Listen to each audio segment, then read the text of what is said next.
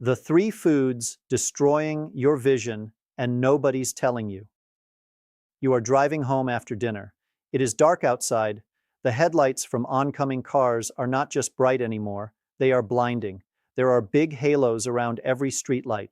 You find yourself squinting, leaning forward, gripping the wheel a little tighter than you used to. And somewhere in the back of your mind, a quiet thought creeps in.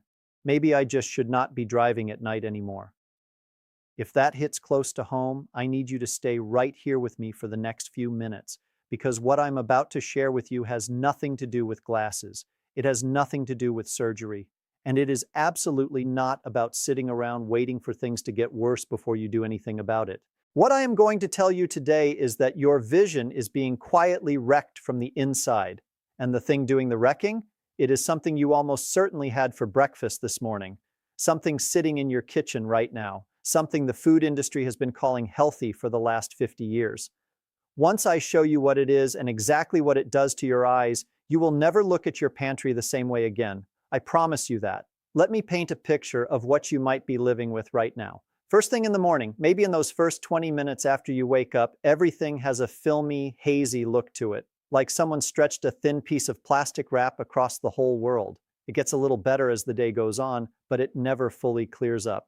When you are trying to read a menu at a restaurant or check a label at the grocery store, you notice you are holding things farther away than you used to, or you are hunting for a lamp, looking for better light without even realizing you are doing it. Colors that used to pop, the deep green of your backyard in summer, the big blue sky on a clear October afternoon, they look a little washed out now, a little flat, like an old photo that got left in the sun. And then there is the night driving thing we just talked about, the halos, the glare, that anxious feeling in your chest when headlights come at you. None of this happened all at once. It snuck up on you slowly, one small change at a time, so slowly that you adjusted without even noticing. Maybe you started letting your spouse drive at night. Maybe you started avoiding the highway after dark. And somewhere along the way, you told yourself, this is just getting older. This is just how it goes. I need you to hear this clearly. That is not true. These are not the unavoidable costs of living a long life. These are warning signals. Your eyes are trying to tell you that something is going wrong at a chemical level inside your body, and that something started building up long before you noticed the first symptom. There are three specific foods, three things almost certainly in your kitchen right now, that are systematically inflaming, oxidizing, and starving the most delicate tissue in your entire body, your retinal cells, your lens proteins, the tiny blood vessels feeding your optic nerve. I am going to name all three of them today. I am going to explain exactly what each one does, and I am going to tell you what to replace them with so you can stop this process and give your eyes a real fighting chance. My name is Dr. Michael Kent. I am an ophthalmologist and functional medicine specialist with over 20 years in clinical practice. I spent the first 10 years of my career doing what I was trained to do: diagnosing, monitoring, and when necessary, operating on eyes. But a pattern kept nagging at me. Patients who did everything right on the surgical side and still came back getting worse. And I started asking a question that my training had never prepared me to answer. What if surgery is treating the result and nobody is ever touching the cause? That question changed everything about how I practice medicine. Before I name the three foods, I need to explain one concept that ties all of them together, because once you understand this one thing, everything else clicks into place instantly. The concept is called oxidative stress. And the easiest way to understand it is this. Imagine a brand new bicycle chain fresh out of the box. Every link is smooth. Every part moves perfectly. Now leave that chain outside in the rain for 2 years with no oil and no cover. It rusts, link by link. The metal corrodes, links fuse together or crack. The whole thing stiffens up and eventually falls apart. That is oxidative stress. It is basically biological rust. And every single cell in your body is exposed to it every single day. Your body has a built-in rust protection system, a fleet of protective molecules called antioxidants. Things like lutein, zeaxanthin, vitamin C, glutathione. When these are in good supply, they stop oxidative damage before it piles up. Your cells stay healthy and functional. But when you regularly eat foods that generate oxidative stress faster than your body can handle it, the rust wins. And in your eyes, which have some of the highest energy demands of any tissue in your entire body, the rust shows up as exactly the symptoms you just recognized: the film, the halos, the faded colors, the night driving fear. Now let's name the 3 foods responsible. Enemy number 1, refined sugar. I know what you are thinking. I do not eat much sugar. I cut out sweets a long time ago. Let me tell you about one of my patients. I will call him Darnell. He was a 64-year-old retired electrician from just outside Cincinnati. After his doctor mentioned prediabetes 5 years earlier, Darnell cut out candy, soda, and dessert entirely. He was serious about it, but his cataracts had accelerated dramatically over the course of just 16 months, and his previous doctor had no explanation other than genetics. When we tracked every single thing Darnell ate for 1 full week, the picture shocked him. His morning granola had 19 grams of added sugar per cup. His protein shake had 21 grams. His whole wheat bread had 4 grams per slice. His barbecue sauce had 13 grams per 2 tablespoons. His pasta sauce had 11 grams per half cup. Darnell was eating 20 to 23 teaspoons of added sugar every single day, while being completely convinced he had eliminated it. Here is what that sugar was doing inside his eyes. When refined sugar hits your bloodstream, your blood glucose shoots up fast. That surge travels through your entire circulatory system, including into the fluid that bathes and feeds your eye's lens. Inside that fluid, glucose starts bonding to your lens proteins permanently and irreversibly. This process is called glycation. The compounds it produces are actually abbreviated as AGEs, which feels painfully fitting, because that is exactly what they do to your eyes. They age them. When lens proteins get glycated, they change shape at the molecular level. They clump together in disorganized ways. They lose the perfect crystalline structure that makes a healthy lens clear and transparent. And they start scattering light instead of focusing it. That scattering is what an eye doctor identifies as a developing cataract. And that foggy, filmy quality in your vision every morning, that is light being disrupted by proteins that sugar has permanently deformed. Here is the thing that surprises most people. Your blood sugar does not have to reach diabetic levels for this to happen. Normal, everyday blood sugar fluctuations, the kind your doctor looks at and says everything looks fine, generate measurable glycation in your lens proteins over years of repeated exposure. The damage is slow and silent, but the moment you stop supplying the fuel, the fire stops spreading. Enemy number 2, refined starch. You could cut out every gram of refined sugar starting tomorrow and still be losing ground, because the second enemy creates almost the exact same glucose disaster through a completely different door. Let me tell you about another patient. I will call her Ruth Ann. She was a 69-year-old retired school teacher from Tulsa. She came to see me because her night vision had gotten bad enough that she stopped driving after 5 p.m. entirely. She had given up her evening book club because of it. When I asked about her diet, she walked me through it with complete confidence. Oatmeal and whole wheat toast for breakfast, turkey sandwich on multigrain bread for lunch with some pretzels, baked chicken, brown rice, and a side salad for dinner, almost no sweets at all. By every mainstream American nutrition guideline, Ruth Ann was doing everything right. What nobody had ever told her was this: the multigrain bread, the pretzels, the brown rice, and even the oatmeal were spiking her blood glucose every single day just as hard as sugar would have. Here is why. Starch. Every kind of starch, whole wheat or white brown rice or white rice, pretzels, crackers, pasta, is at its most basic level just a long chain of glucose molecules linked together end to end. The moment that bread or rice touches the enzymes in your saliva, those chains break apart into individual glucose molecules that flood right into your bloodstream. Ruth Ann's whole wheat toast had a glycemic index of 74. Regular white bread is 73. Pure table sugar, the thing she was so carefully avoiding, is 65. Her healthy breakfast was hitting her lens proteins harder than a spoonful of sugar would have. But the blood sugar spike is only one part of the damage. The other part is what refined starch does to the blood itself over time.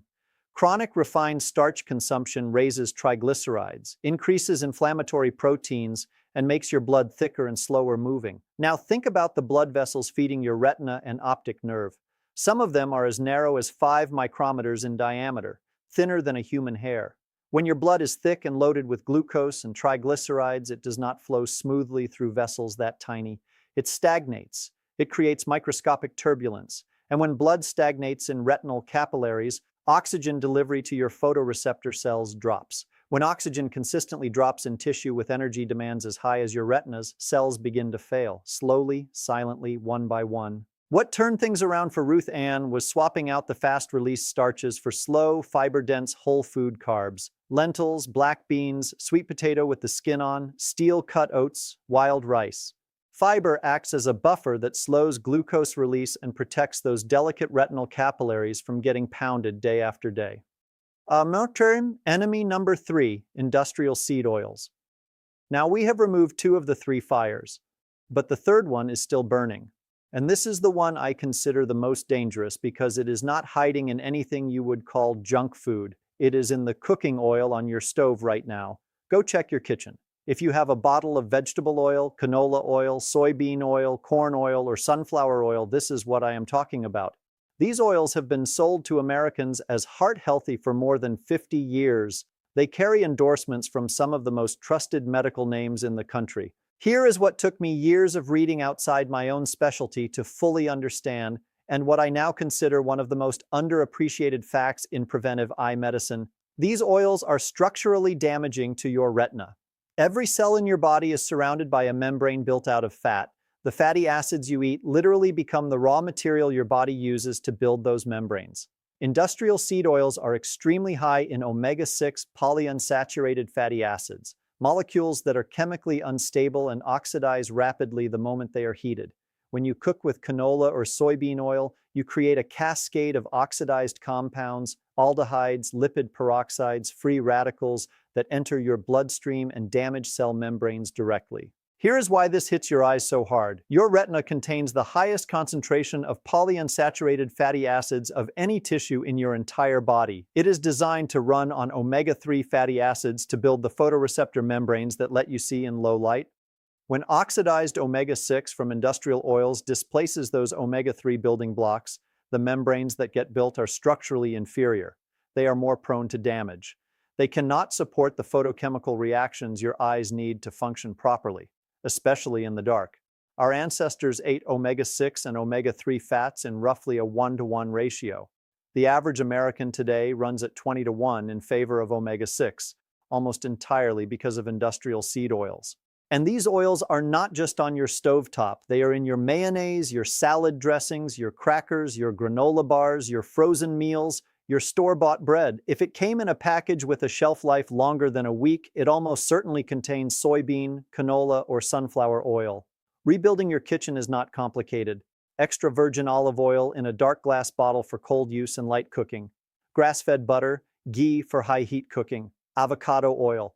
These fats do not oxidize under normal cooking heat. They do not push omega-3s out of your photoreceptor membranes. And the polyphenols in real olive oil have been studied specifically for their protective effect on retinal tissue. Make the switch, and you stop the third fire. Now, let's talk about what to add. Your body is constantly replacing itself. The fatty acid profile of your cell membranes shifts within weeks of changing your dietary fats. Inflammatory markers in your blood respond within days. I want to be honest with you. Cataracts that have already formed structurally will not dissolve through food changes, but the rate of progression is almost entirely driven by the ongoing chemical environment inside your eye. Change that environment, and in most patients, the progression slows dramatically. Lutein and zeaxanthin are the 2 pigments your macula deposits specifically to filter blue light and fight oxidative stress at the center of your visual field. Your body cannot make them, they must come from food. Cooked dark leafy greens like kale, spinach, and collard greens, eaten with a fat source because these pigments are fat-soluble and barely absorb without fat. Astaxanthin, which gives wild-caught salmon and shrimp their deep reddish-pink color, crosses the blood-retinal barrier that blocks most antioxidants. Research has shown measurable improvements in visual acuity and photoreceptor protection. Vitamin C is present in a healthy human lens at concentrations 20 times higher than almost anywhere else in the body. The lens concentrates it deliberately to handle the constant oxidative stress of light passing through it every waking hour. Bell peppers, kiwi, fresh citrus. Zinc is a cofactor for the enzyme your retinal cells use to neutralize one of the most destructive free radical species in visual tissue. Zinc deficiency in people over 55 is extremely common and directly linked to accelerated macular degeneration, pumpkin seeds, oysters, grass-fed beef. This is a grocery list, not a pharmacy run. Everything on it is available at any regular supermarket. No prescription required. The fact that you made it all the way through this conversation tells me something about you. You are not the kind of person who accepts a passive diagnosis and goes home unchanged. You want to understand what is actually happening, not just receive a verdict and be sent on your way. Your eyes are not on a fixed, one-way track to failure. They are living tissue that responds directly to what you feed them. Stop feeding them refined sugar that glycates your lens proteins. Stop feeding them processed starches that spike your glucose and thicken your retinal blood supply. Stop feeding them industrial seed oils that corrupt the very structure of your photoreceptor membranes meal after meal. Start feeding them the lutein and zeaxanthin your macula was designed to concentrate, the astaxanthin your photoreceptors can actually use, the clean, stable fats that build functional cell membranes. Give it time. Biology does not move at the speed of a pill, but I have sat across from patients in their late 60s and 70s who told me that colors looked more alive than they had in years, that they were driving at night again without thinking twice about it. Not everyone, not every time, but consistently enough across 20 years of practice that I have zero doubt left about the connection. I have put together a complete practical guide, a shopping list with exact foods and quantities, 3 weeks of simple meal frameworks built around everything we talked about today, a list of brands to avoid, and supplement dosages for lutein, astaxanthin, and zinc for when food sources alone are not quite enough. It is yours completely free. Just write the word clarity in the comments right now, then find my pinned comment at the top of the comment section and click the link inside. The PDF downloads immediately to your device. And tell me, which of the 3 enemies hit hardest for you today? The hidden sugar inside foods you thought were healthy, the starch and glucose connection your blood test never flagged, or the industrial oils inside almost every packaged item in your kitchen? I read every comment personally and respond when I can. If this shifted something for you, if you are going to open your pantry differently tomorrow morning, please share this with someone who needs to hear it.